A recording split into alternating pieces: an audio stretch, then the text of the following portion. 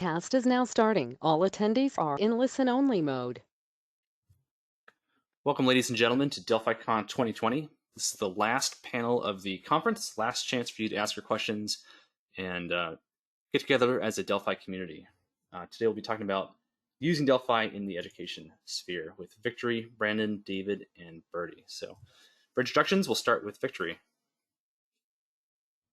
Well, hi there, I'm Victory Fernandez. Most of my friends call me Vic, so welcome. And I'm an engineer. I have been working all my life with Delphi and also teaching Delphi and C at the university, mostly for engineers too. So I have a very deep understanding on desktop computing and software development, but also for microcontrollers.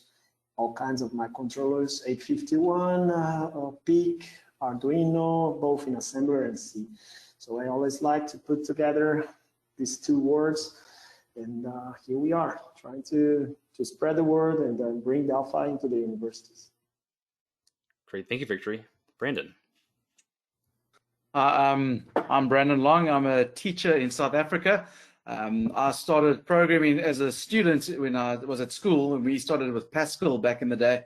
And then, I started teaching in 2003, and I've been teaching ever since.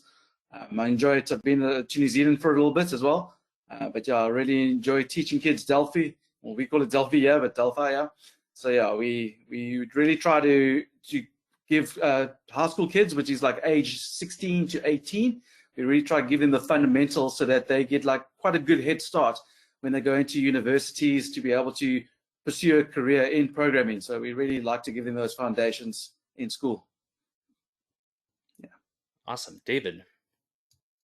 David I here. I hope people remember me. I spent over 30 years at Borland and Codegear and Embarcadero, and then went off to do some research, and now I'm doing projects and writing and just programming every day for fun, both in Delphi and in C++ Builder. I've spent over 30 years on an industry advisory board for the Computer Science and Software Engineering Department at Cal Poly San Luis Obispo. And there we try to help guide the faculty and the curriculum and students to be prepared to go out and work in industry and give feedback to the department. At the same time, many departments here in the US are driven by curriculum standards that are connected to accreditation programs that help guide what requirements are done, not necessarily programming languages, but just the technologies and techniques and learning at an undergraduate level. There are also standards here in the US or guidance for curriculums for kindergarten through high school or secondary school. And so keeping track of what's happening and evolving in those areas. And then finally, in my years of traveling, I don't know, over 4 million miles, I visited a lot of colleges, universities, high schools, students, talked to a lot of professors, and it's always great to see the young minds getting involved in computing and where they might want to go in their future as far as jobs, industries, and other things. So it's great to be among educators and technologists here on this panel. Awesome. And finally, Bertie. Yes, I'm Bertie Buitendag, and my first experience with Delphi was in 1996 when I was a second year student at our Technikon, it's like technical university, and I grew into love with the language from the beginning. I once attended when Delphi 2 was launched and a demonstration at one of these computer centers and IT expositions. And what amazed me was that the presenter at that stage, I couldn't remember who it was, they actually compiled Delphi out of the Delphi compiler, the Delphi 2 compiler. And that amazed me. And then they also introduced the ADO dataset components and the T, and that just really blew my mind. And ever since, I've been an avid Delphi supporter, especially for education. And then later on, at our own university, they told us, all right, you were taught Delphi, but now when you do your final year project, you must do it in a language that we haven't been taught, as part of the classes. And at that stage, C++ Builder came out, and it was the obvious choice for us. The lecturers didn't know, and we made it in C++ Builder, and that was okay for them. So the learning curve wasn't that much. At our own university, I'm involved at the Tshwane University of Technology. We're a big, large residential university in South Africa. We've been teaching and using Embarcadero as a teaching tool, starting off from Borland, going on to CodeGear, ever since 1995.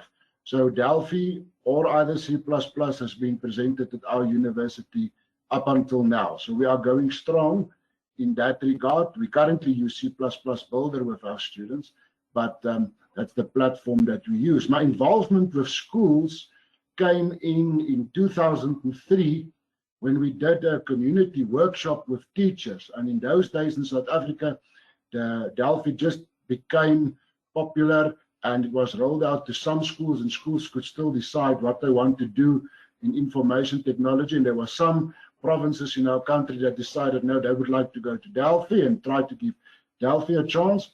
And I was involved with some teacher training, and about 40 teachers came for a short course, and I met some of them there. And from there on, my love for the education division and the high school teachers and all that, the whole sector became evident. And I really have a passion for those. I mean, I don't think that teachers are appreciated enough for what they try to do, because an IT teacher at the school is predominantly the network administrator, the go guy for everything IT related.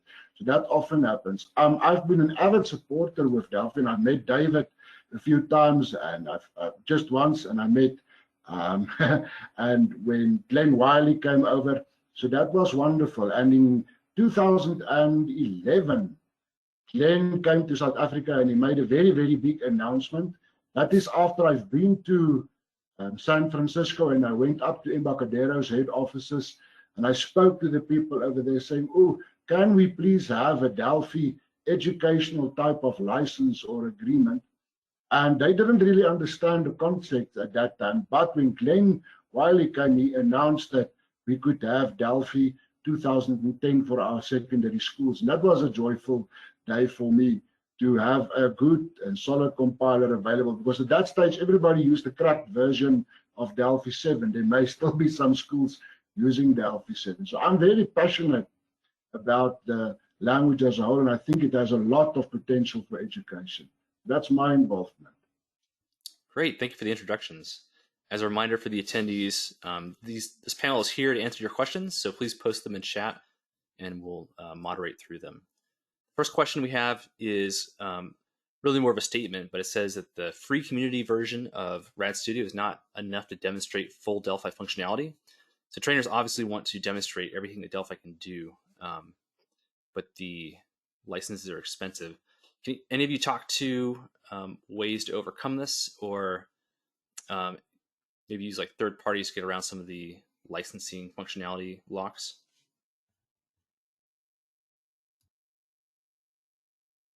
Yeah, so I read this question, and for me, it's a day-to-day fight. I remember the time that we did not even have a free version of Delphi to teach. So nowadays, users can even count on it and use most of it.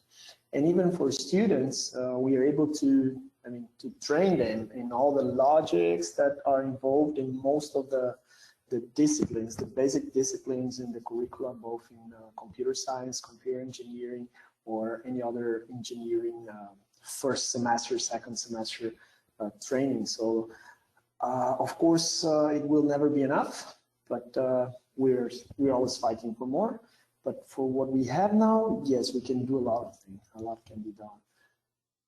Yeah, and I think the community edition and the academic edition that goes out, especially looking at what we do in most high school curriculum, looking at the British curriculum, the American standards, what's given out there is quite sufficient to cover, and to cover the content of many curricula out there for high schools. And I think even for universities, it's quite sufficient. But as you say, you always get people that want to do more, and as Victor just mentioned, for sure you will always want to have more and show more.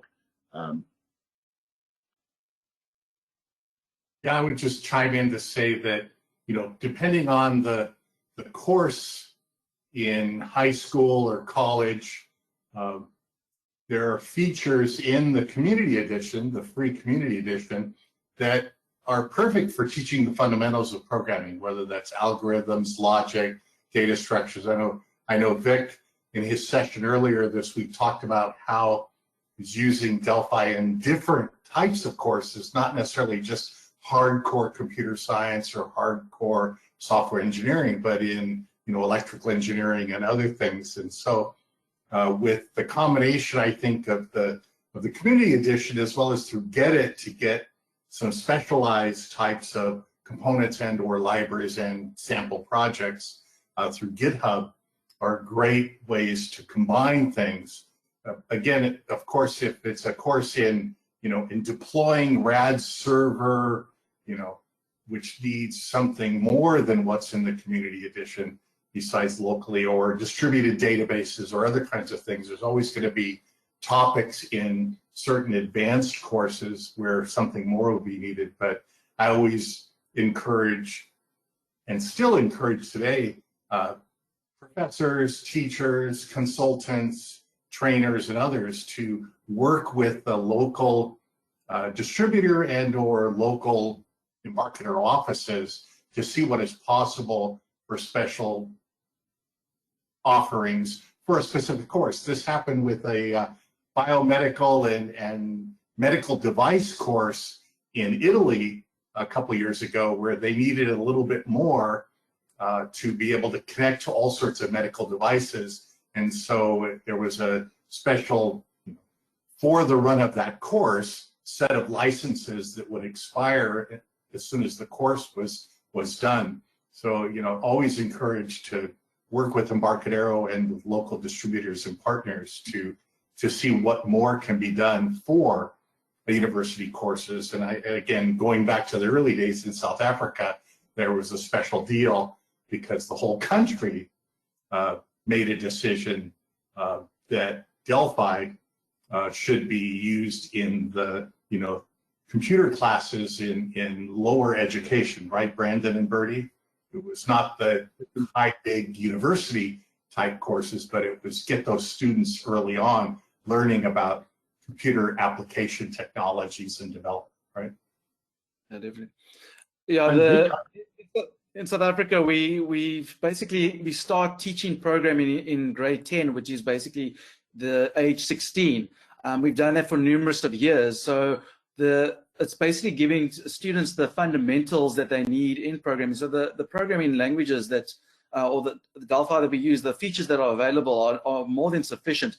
You might find there might be the occasional student that is the whiz kid that wants to expand. And even that, there's still many features that those students can use that can challenge them. Obviously, there's a big trend worldwide that we are moving towards more coding in education.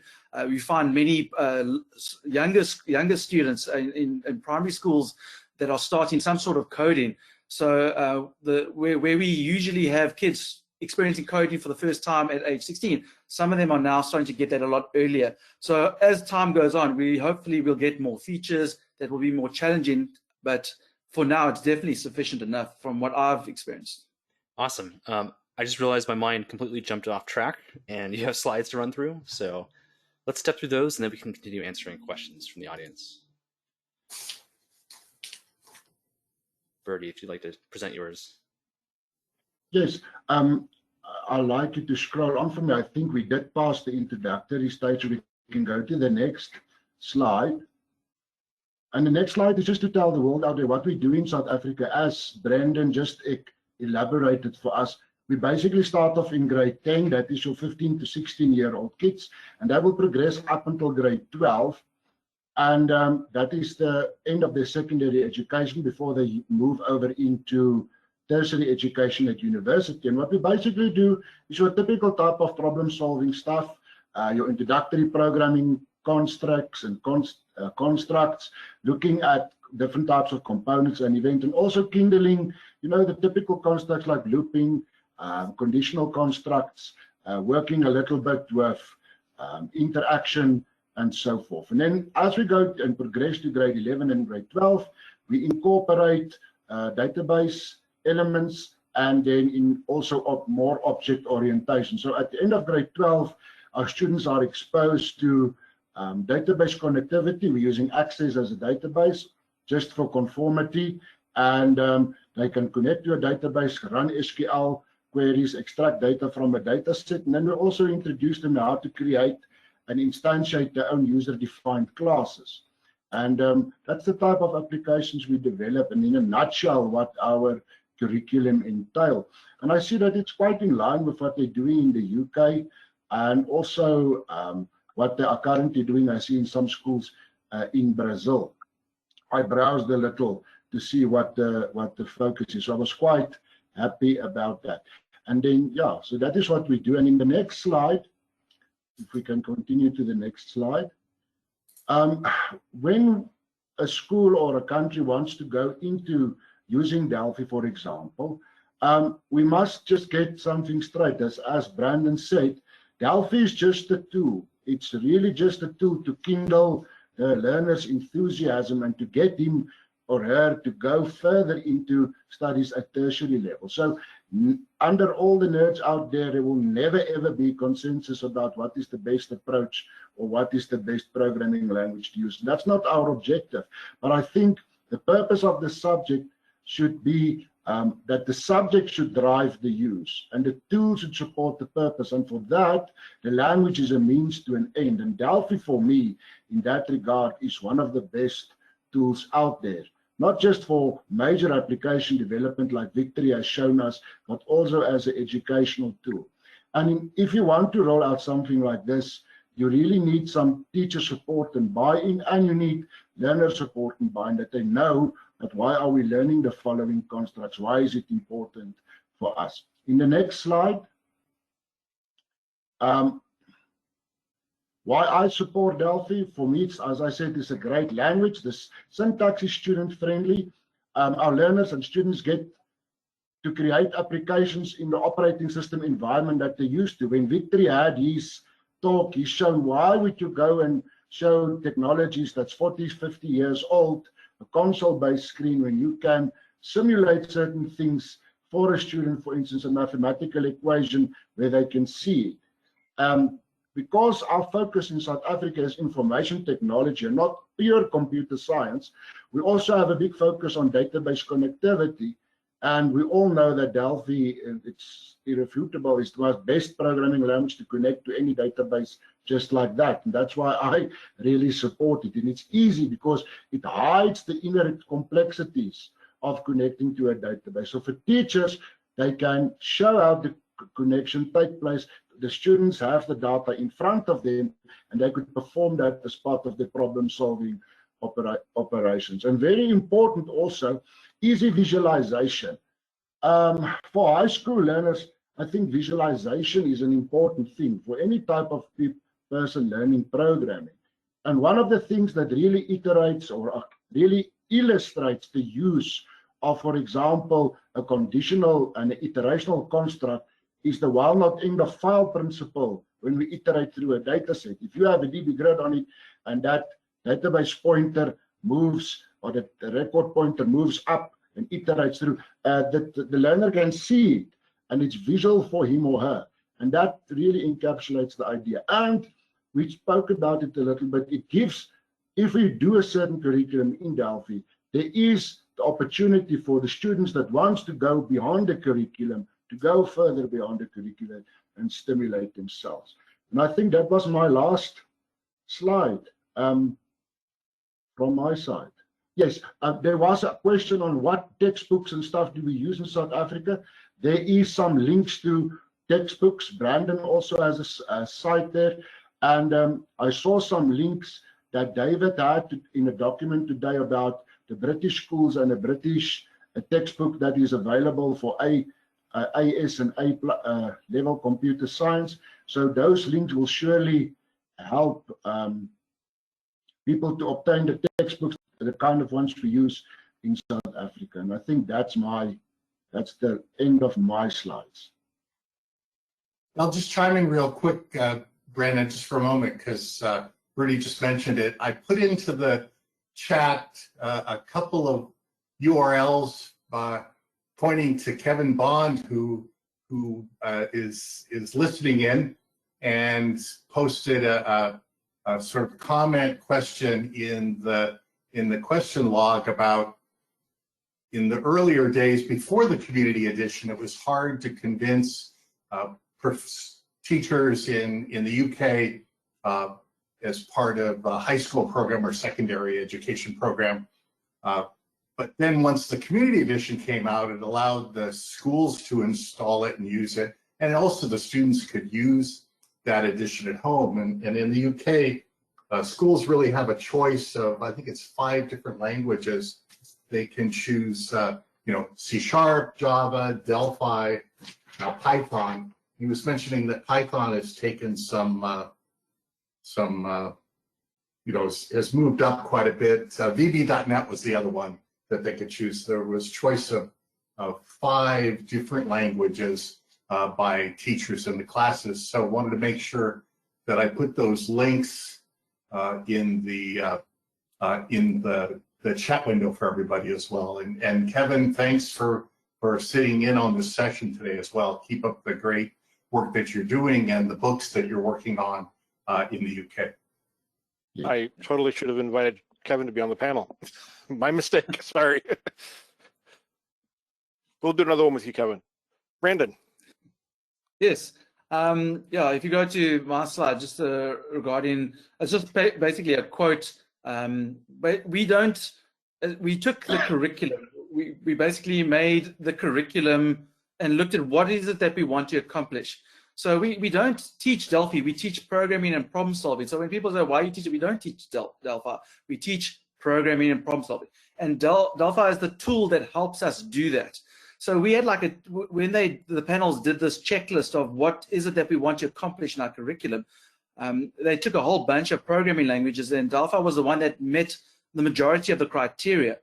And part of that criteria is not just teaching fundamentals, but also just to spark that passion for programming. So if we have students and they can see the program that matches what they see on their normal computer, if students can see a database connection, because most systems have some sort of information management. So being able to do that, there's so much that they can actually do. So by doing that, the students develop those fundamentals, and Delphi has been the tool that helps us do it. It teaches the key fundamentals. It teaches good style, and it allows them to be able to experiment with programming in the beginning. And we find the learning curve for students that they tend to grasp it a lot better. There's just a natural nuance to Delphi that allows them to be able to get those skills. I have many students, and I include myself. When I was at school, I did computer science at the time. It was called computer science at the time, and we did programming as well. And when we went to university, the lecturers told us that we don't actually have to attend lectures, we just have to attend practicals, even though the programming language was different. And that's because at school we had learned the fundamentals. I have lots of my older students come to me and they say that they have made it so much easier to cope at university, where they go at a much higher pace.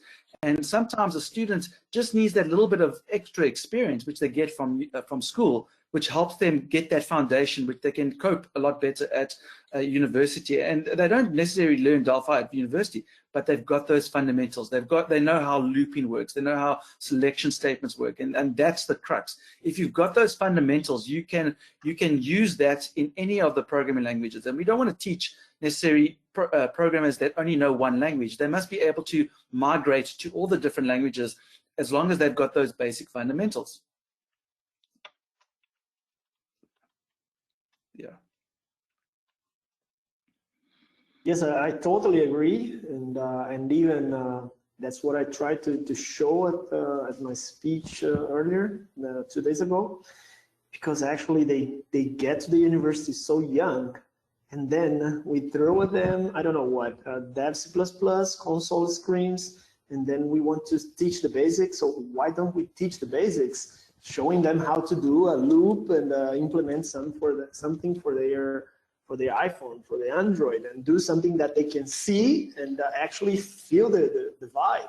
So that's the point. So that's exactly what I tried to do. And actually there was a question here asking about Java when parents and other teachers say, okay, but we have to teach Java to them. And I say, yes, let us teach all the languages, but not be restrict and thinking only about Java, for example. And that's how I usually try to convince my colleagues in engineering. Say, okay, you don't like Delphi, you don't like Pascal, no problem. So let us teach them C++ Builder, and we teach C, but with C++ Builder and not Dev C. And then they can do the same and learn the same, but actually doing something useful, and that they can actually speed up in the curve and actually learn the passion and then learn for themselves, because that's the point. So I totally agree with you. Okay, we can go to the next slide. Yes, what I would like to present, and then there are some questions here. I've been typing and trying to answer too many questions. But anyway, I would like to present some numbers from the academic program in Brazil, because actually from my speech 2 days ago, I got some questions asking about institutions using the Delphi in Brazil, about numbers. So we have some numbers here. So these are numbers presented in Embarcadero Conference Brazil. First of all, for you guys that do not know, Brazil has the biggest Delphi event in the world. So since, I don't know, 10, 20 years, we are doing events every year. And I'm speaking in this event since 2011, and we always have like 600 people every year gathered in São Paulo. So we have a huge community in Brazil, and we are now spreading through to the universities. So nowadays we have 110 public institutions using Delphi for free. So we are talking about free licenses for public universities. And each university receives 15 server licenses plus 100 serial numbers each, okay, that are available for their students. And we have other 500 institutions that we reach through this group called CPS in Brazil. Those are just institutions in São Paulo state. And these guys, they share 500 simultaneous licenses. So we get to a number of 12,000 licenses, free licenses available for students in Brazil. And this is like quite a considerable number that we have now and growing, okay? Just this year, just in 2020, 110 is the total, so, but we got 40 new. So in this 110, we have 40 new universities that we actually invited to the program, and they subscribed to the program this year, even with COVID. So we are growing, okay? Talking about private and institutions, they do use a commercial version. So they do pay for the licenses, and we have 29 institutions nowadays, each institution running a server with 500 simultaneous licenses. So if we multiply that, we got to 14,500 licenses. So we have now in Brazil about 26,000 licenses, more than 26,000 licenses available for students and teachers. So this is a very substantial number that I confirmed with Embarcadero Brazil today. And I mean, that's the way to go, let's say, worldwide, in my opinion, to bring young people each day, okay? We have to give them licenses, of course. We have to empower them with the licenses, but we also need to provide training. So in 2019 and 2020, Embarcadero Brazil will start with this online program for the CPS institution teachers. and there was 2 online training for 40 hours each, and we grew to 10 online training for 40 hours each. All these trainings provided by MVPs, Brazilian MVPs. For those out there that do not know, also we are the country with the biggest number of MVPs worldwide. So Brazil is very strong when it comes to Delphi. And in these 2 years, we have actually trained more than 50 teachers in each of these online trainings. So we got to a number of more than 600 teachers trained in more than 480 hours of training provided by MEVPs to these teachers. So it's giving them the licenses, but also giving them more training so they can empower and teach their students. Okay, next slide, please. Actually this year, in 2020, after COVID, we actually launched a new program which is called Universidade Delphi. Okay, we call it Delphi in Brazil too, so Universidade Delphi. Okay, so we actually have, up to the moment, more than 40 videos published. It's a website you can go through, universidadedelphi.com.br, and we have an average of 3 videos posted each week. These videos are can be produced by anyone in the community. You just send the video to the Universidade, and then they decide if they're going to publish it or not. And we have this MVP called Landerson, which is ahead of all this program. It is a fantastic program that started after COVID, and even after COVID, we, up to the moment, have more than 70 teachers subscriptions and almost 500 student subscriptions. Okay, so in these 6 to 7 months, we have more than 33,000 distinct access to this website, and we are providing lots of videos and everything in Brazilian Portuguese, because even that's a big restriction in our country. We don't have lots of English speakers and not even Spanish speakers. So when the content is in English only, if it's written, okay, we have Google Translator, but if it's video content, it's very hard for the average developer to start working with. Even in between the MVPs, most probably just me and 2 or 3 other guys are actually able to do a presentation like this fully in English. So it's a limitation in our country, as we are so big. Most people only speak Brazilian Portuguese. So we are trying to create more and more content in Brazilian Portuguese to empower the students and teachers in general. Okay. So this is, for the moment, everything I had to show in terms of numbers, so we can go back to the questions and talk about this. I just had a couple more thoughts. I didn't make any slides, but I put together some notes. Maybe Jim shared those. I'm not sure. They were just very terse and slightly organized. Yeah, I did share your notes in the handouts, David, so that people can see them. They're slightly organized, but not quite. There's a bunch of different links in there, I think, which are good. I put a few again in the chat window, but you get them out of the PDF.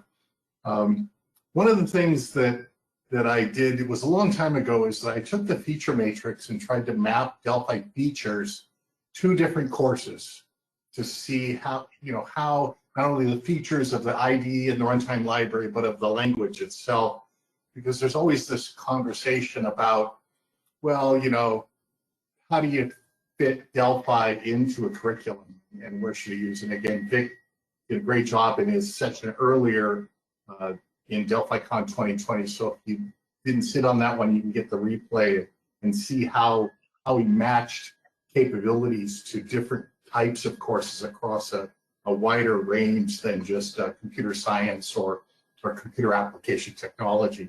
And I think, Vic, you also talked about it here, is it comes up is in how do we train the teachers, right? How do we, and if you look at resources for other languages, there's a lot of how to learn to do things, but at the same time, when you're trying to train a teacher who then has to take that learning and turn it into teaching students of a wide range of ages and interests who may go off into different areas, and Brandon talked about some of that, about how how, and Bertie, about how this fits into a countrywide and or school district-wide push to get the kids started with computer technology and then move on. And then there's a wide spectrum of these kinds of uses, whether it's teaching some computer science basics, teaching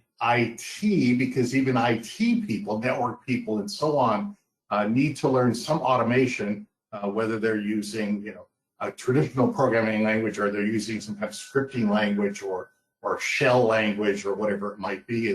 And so in the UK, they break down if you're going into a technical area where you need to learn some automation versus going into a computer science world where you're going to move on to college. Hi, Jim. Move on to college and then maybe go on to postgraduate work where you need a lot broader base of experiences. There's been conversations for years, and there's questions in there about, in the question log about, well, where are the jobs, and that's what the professors will teach because they want to fulfill a requirement in a certain country, region, or whatever in the skills required. And I think, to me, that note about skills required, and so teaching students how to acquire skills, regardless of the programming language. I mean, Johannes Strustrup and others will tell you, you need to learn multiple programming languages because they all have different aspects to teach you about skills development, regardless of where you're going to end up. So I don't necessarily get caught up, and I don't run into professors and teachers and people in the industry who only say, look, I only want you to ever learn Java, or I only want you to ever learn Python or R or Go or Rust or Dart, or go down the list of all of them. What I want to do is I want to have people learn capabilities, skills, architecture, design, and other things, whether that's user experience or back-end development, And there are lots of ways to do that. There's coding boot camps, there's universities, there's other ways that you can learn to get ready for a career. And you may go work for a company that is using completely different technology and a completely different architecture. But if you've got the fundamentals, regardless of the syntax of the language, then you'll be prepared. The students will be prepared. So, helping teach teachers is a great thing. I think, I'm going to check out this Universidad Delphi. That'll be great.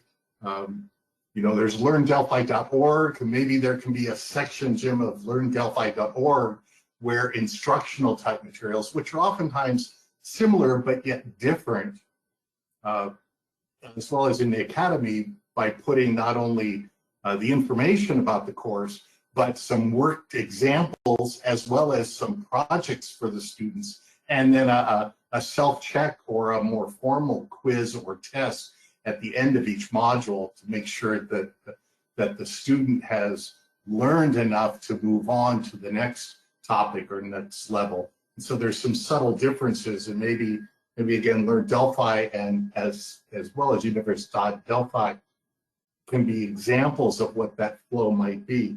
And then I put into the chat log, and it's in that document, Al Manarino, who's a great field software engineer out of Long Island, New York for Embarcadero, back in 2018, did a session on getting kids coding with IoT, where he showed kids how to use some IoT devices to do interesting and cool things, just to get younger kids interested in what's going on in this science, technology, math, engineering world that they're going to move into, regardless of whether they're going to be a programmer or a program manager or a server expert, And so those are some thoughts, as well as, I think, Jim, surveying the community, or maybe start with the MVPs about what's being used in each of their countries these days, what curriculums are being followed in their country, their state, their province, their region, so that we collect some of this information to get a better understanding of what more we might be able to provide as a community as well as, products and licenses and all those normal things. But Community Edition, you can do so much with the Community Edition. The students can have it at home. They can use it in the classes. There's no financial revenue border that they'll hit. And it's amazing how much you can do with Delphi, Community Edition these days. I mean, it's really cool. Community Edition does. Jim. Thank you. Delphi Community Edition does support local databases, just not remote databases. So you can do a lot of database stuff with Community Edition. You're really not limited in that regard as far as learning how to work with databases. I think a couple of the comments, I can't remember who said now, I think it was Brandon and Victory both, but the idea that you're learning the concepts and the fundamentals, and you look at most curriculums, even like especially university curriculums, and there'll be a course on languages, right? And that's like, hey, we're going to learn a bunch of different languages and what some of the differences are or something like that. But then the rest of the course is really more about the fundamentals and about the things like that. And being able to see your application, I think, is really valuable. And actually, so Adam, who was helping moderate this, he said he would share his experience. He is a recent CS grad, and I introduced him to Delphi and C++ Builder, and I loved his reaction. So Adam, if you want to go ahead and share your experience, your impression really quick. Yeah, absolutely. Not so recent, actually. I graduated from a public university with a computer science degree in 2013. So it's kind of 7 years stale. And then I went off. More recent than mine. And then I went off to the military and I did something totally different for 7 years. And I'm stepping back into this realm with an internship with Embarcadero. And Victory is like spot on. Everything about my 4-year degree there was command line, command line, command line. Not that that's not great. You can't do a lot with it. I think it just makes it easier for teachers to grade your work. But it's not exactly engaging, or it doesn't stimulate the imagination that much. And in 4 years, nobody taught me how to turn my program into an executable, like drag onto Windows Desktop, double click it, and make it work, which is what I wanted to do. And I just didn't take the time to learn that. But then Jim sat down with me with Rad Studio as a whole. I'm not going to plug just Delphi because I started with C++ Builder, but Rad Studio. And within 5 minutes, we had an app loaded on my phone where I was manipulating text boxes and buttons. And that was a magical moment, seeing something go from just a very simple idea to reality in my hand with a few button presses was amazing. And from that moment on, like, I just had ideas flooding into my brain about what I can do with this. Now that I know the possibilities and I know how broad and extensible this tool is. So Rad Studio as a whole is a really great way to engage learning and make sure that people can just take it beyond the bare minimum that your curriculum requires, through their own efforts. Yeah, honestly, for me, every time I run a program, I design something and run it, and it's like, there it is. And it's like, that was earlier just in my head, and now it is running and working. It's still magical for me. I've been doing it for a long time. Let's see, lots of great questions here. A couple of questions about Raspberry Pi. So as of Raspberry Pi 4, and I haven't tested on Raspberry Pi 4, I've tested on Raspberry Pi 3, but Raspberry Pi 4, there is an official Android release for Raspberry Pi 4.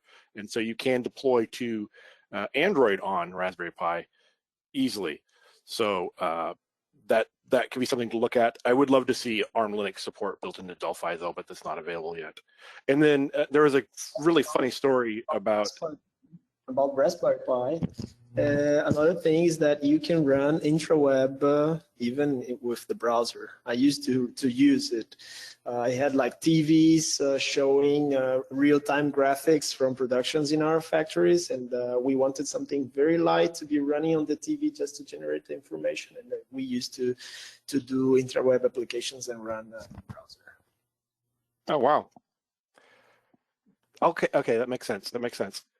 So there's a really funny story here, and I'll just summarize it. You should be able to find it in the log if you scroll up. That he was at university and started in C++, but came to his diploma project, and he was introduced to Delphi, and he switched to Delphi. And when he went to present it, they're like, "There's no way you developed this by yourself." And he's like, "No, I did." And I'm like, "No, this is way too complicated. There's no way you could have done this." So they didn't give him full credit. He was happy with what he got, but it was very funny. I know there's been a few times that I've heard people that have been at like programming competitions and stuff and done things in Delphi, and the productivity has been very much higher.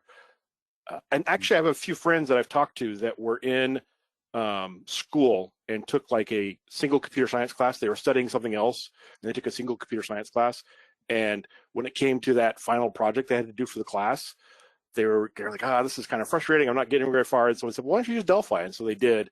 And they're like, oh my goodness, I'm switching majors. this is so much better than what I expected computer science to be about. So let's see here. Thank you, David. I've been just cruising through these questions here. So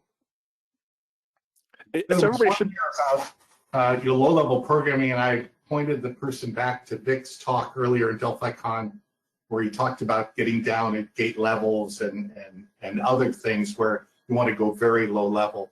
There was also that question about what about assembly language programming, and I should say I spent the first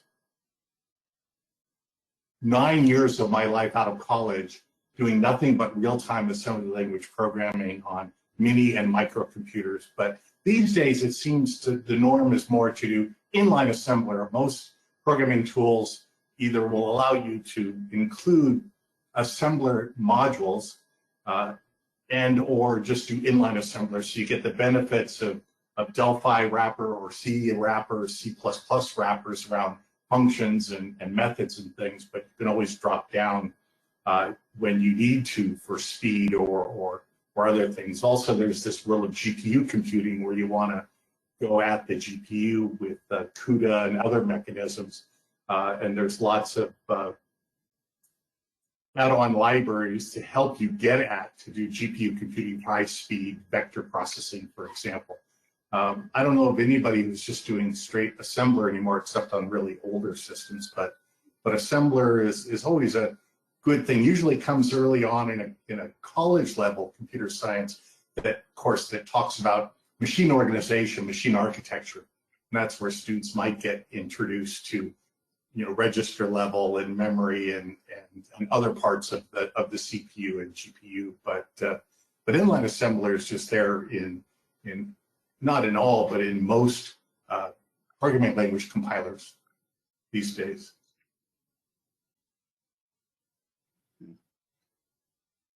Yes, I remember the day in 2012 that I had actually to get into a little fight with Embarcadero Brazil because I wanted to demonstrate. For the first time, Embarcadero had released a version of Delphi that could actually run on iPhone. So I wanted to demonstrate how to light up a lamp clicking on your iPhone. But to do that, I had to show some C code running in Arduino. It was 2012, and the guys were like, okay, but it's a Delphi conference. I mean, yes, and I said, okay, but we have C++. So I can actually show some basic C and say, okay, we have RAD C++. If you want, you can go there and learn a little bit of C. But you can abstract this. I'm giving the C code ready, but the Delphi part can go here and actually make the thing run. And up to 2016, actually, I went to Italy to show this with everything paid. And nowadays, I'm so glad to see that people is starting to understand that actually we can put these two things together, and IoT is the way to go. But at the end, we will still have the computer running the more complicated things. So you still have to do some low-level assembler or C, you decide, to run on your microcontrollers, and then you integrate with Delphi or C++ Builder using something RAD, both for desktop or for your mobile. So there was a question about this, and that's my point of view, let's say. And if you teach the basics for the students in the beginning, so when they get there to microcontrollers lectures, they just know how to do and they connect to their iPhone. So you don't have to teach again. So that's the idea. Use RAD. So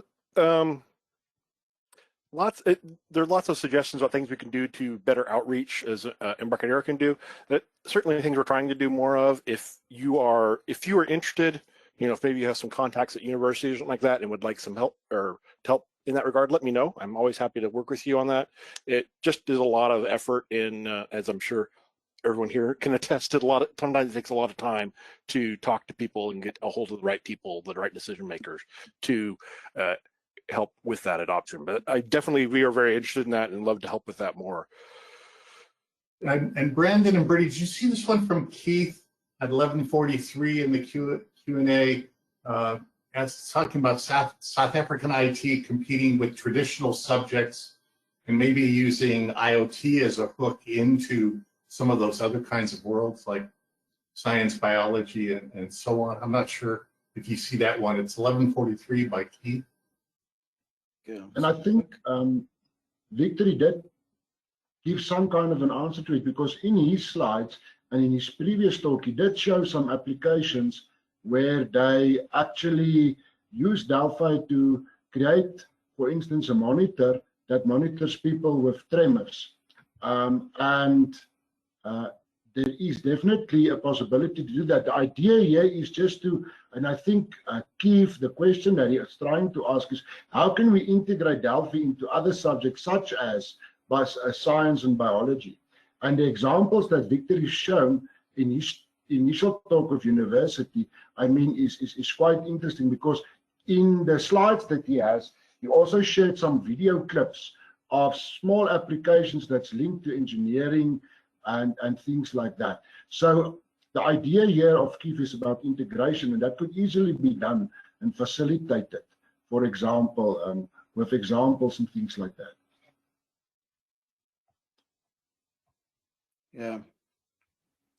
So there was a question here from David about concepts like functional programming, concurrent processing, and such. So there was actually we had a session on on functional programming with Delphi, and also we have the new PPL parallel processing library as well. And we just did I did a webinar a few weeks back on Python for Delphi, and that library actually lets you leverage all the Python libraries. So he specifically called out NumPy as an example. So with Python for Delphi, you can write a Delphi application that uses NumPy, and you don't have to write any Python. You just write it all in Delphi, but consuming the NumPy library. So there, a lot of the language itself is very extensible, and the fact that you can extend Delphi in Delphi makes it so there's really not much you can't do with Delphi. In fact, Kevin Bond has a module in the UK textbook, if I'm remembering correctly, that shows how to use Delphi and Python together. There's again this Delphi for Python library that was part of that two-part webinar, and I did a blog post about how to use it in C++ Builder and talk to the same components as well and to the Python libraries. You'll see a lot of people augmenting or adding to Python to do specialized programming that's not in the Python language or runtime library by creating modules. And you can, with Python for Delphi, you can go the other way around, which is you can have Python components and have Delphi apps that tie into things that Python can do really well, whether it's data science or visualizations and so on, with the rich set of libraries and scripts that are available on that side. But you can go the other way around. You can also, build add-on modules in Delphi for Python use to call into, just as people call from Python to C or other languages. So check out that two-part webinar replay and the examples, and just searching GitHub for Python 4, the number 4 Delphi. I put a link in there there for the Python for Delphi, and then if you go into tutorials, I think he has links to webinars from there too. So.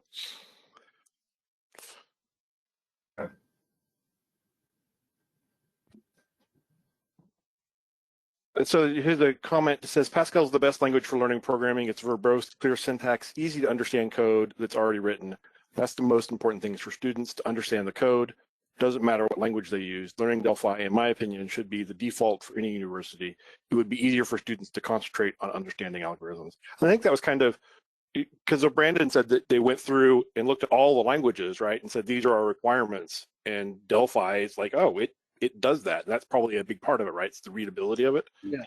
Oh, that was one of the aspects. The other one was the database handling. I think there were some provinces that used Java and some provinces in South Africa that used Delphi, and they found that the questions that you would ask a student to cover in databases was a lot easier to do in Delphi than it was in Java. So it was difficult to create a uniform standardized test that goes across the curriculum in our country when we have the end of year exams, which the matrics write a universal exam that the whole country writes. So to write that type of exam that can adequately test a Java or a Delphi student, there was a discrepancy there. So I think that what spearheaded the change, but also just the nuances of Delphi and the good style that it teaches you is helped students to manage learning that program in the beginning. So I think that's a key aspect to when they were deciding which language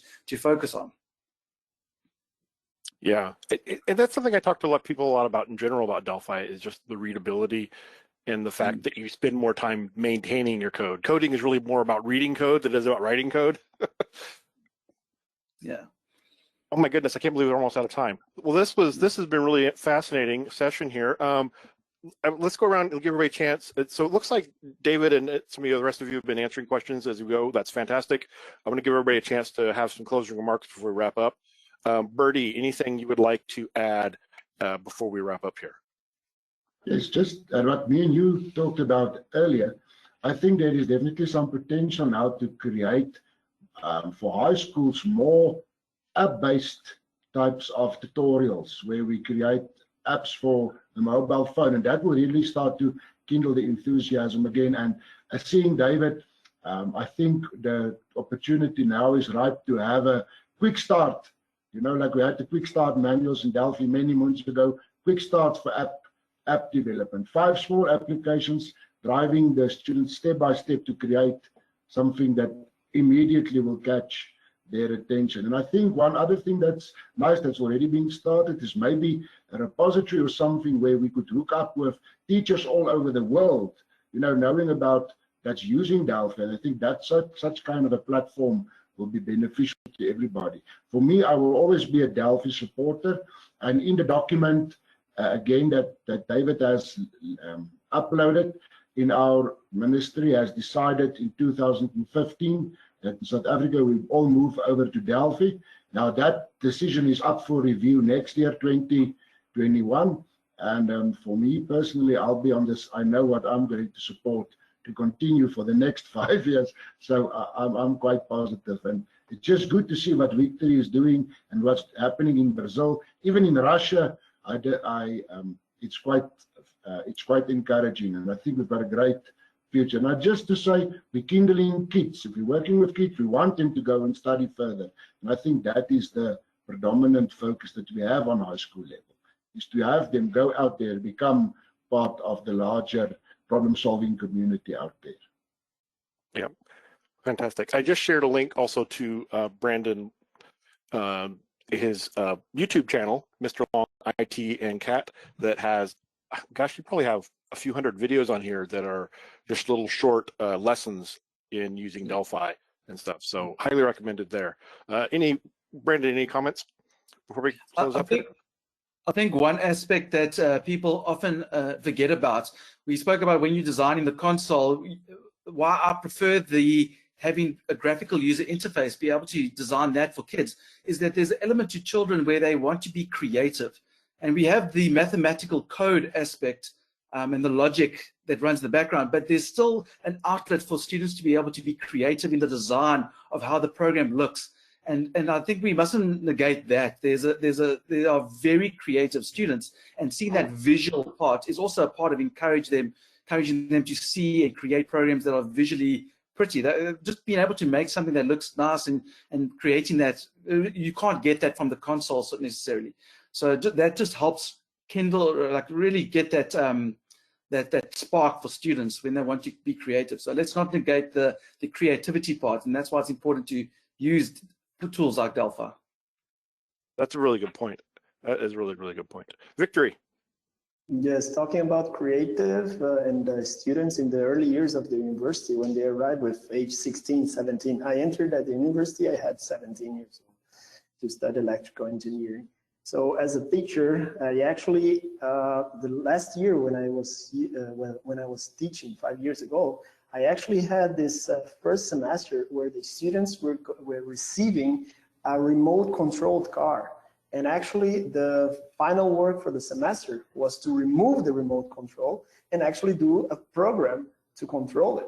So, I mean, you can only do that if you have the RAD Studio in your hands or something as powerful as RAD Studio, because then you can come with Arduino that abstracts all the electronics. That was a problem back in my years when I was studying. You had to do all the soldering, all the welding and stuff. Nowadays, you just put plate over plate and you have some Arduino running Wi-Fi, communicating via Wi-Fi with your software running in your desktop, and you can do that very quickly and very easily. And then you demonstrate what Brandon just said. I mean, you just give some sparkling edge to the student and say, oh, I can do that. And that's the point. That was the point that I tried to bring to you guys, and I ask you guys out there to question this worldwide. I mean, that's not a matter on teaching the basics. That's the matter on how we do that to make the students actually smile and get like fantastic results. This is the thing. Yeah. We have to make them go crazy at the first years of the university. And we can do that with C++ and Delphi. You just choose it. If the university is resistant to Delphi, okay, let's go through C++ Builder, because then they cannot argue. They will say, okay, are you not using Arduino to teach your students microcontrollers? So, I mean, we are introducing C++ and the HAD Studio. So the numbers we show in Brazil in my slides are actually HAD Studio licenses, not only Delphi. So then they choose in between one or another. We're free, but we empower the students. That's my fight. Fantastic. That's a great point. And David, great seeing you again. I need to get my tie-dye shirt. Forgot to wear that today. Bring a little color to the event, you know. Every day, tie-dye every day. That'll just keep me going forever. I wanted to just quickly mention that for some examples of solutions focused with Delphi, if you go to Get It Package Manager from the IDE and choose the industry templates category, you'll see the field services demo, the hospitality demo, and the sort of automated nurses station, medical office of tomorrow examples, which are full examples that you can download. You know, and there's nothing like reading through and looking through examples of real working applications that have both a client side, a website, a server side, maybe a middle tier, and talk to databases. You can see those, and you know, having more of those kind of template applications that are targeted at different types of industries can be very good learning tools as well. Grady Booch always said that we need to spend a little bit of our time reading code, reading source code, and learning from systems. And that's why the Computer History Museum in California has a whole software archive, including the original source code, for example, for VisiCalc and for Mac Paint and Mac Draw, so that people can look at what some of those systems were built as well. But then having real working examples that you can just download in the IDE through Get It, and then explore and play with them. And maybe there's people out there that have some examples for different types of businesses and industries that could be, in a sense, templatized, maybe any secrets taken out of them or whatever, and you know, contact Jim and others to get those put into Get It, so people can just, and students and teachers can just grab them as examples of something more than just, you know, simple little applications, but real working applications with REST backends and so on, as you move up beyond the basics of programming. So just wanted to mention those were available, as well as all the great blogs. And then we had Alistair Christie, I think, earlier in DelphiCon with his, his Learning Delphi TV. I don't know what he's up to now. I think Brandon, maybe you're in a struggle between New Zealand and South Africa on the Southern Hemisphere side of how many different video lessons to teach all sorts of great things that you can do in Delphi. But all of these are good resources, and I think maybe Learn Delphi points to a bunch of this as well. So there's lots of great resources. Now I think it's packaging some of this together and mapping it into the requirements of courses, classes, curriculums, and so on would be a good next effort as well. Absolutely. Otherwise, it's still fun to program. I'm semi-retired, but I spend every day programming and learning more in my lifelong quest for learning how to be a better programmer. So I'm still having fun here now in Southern Oregon.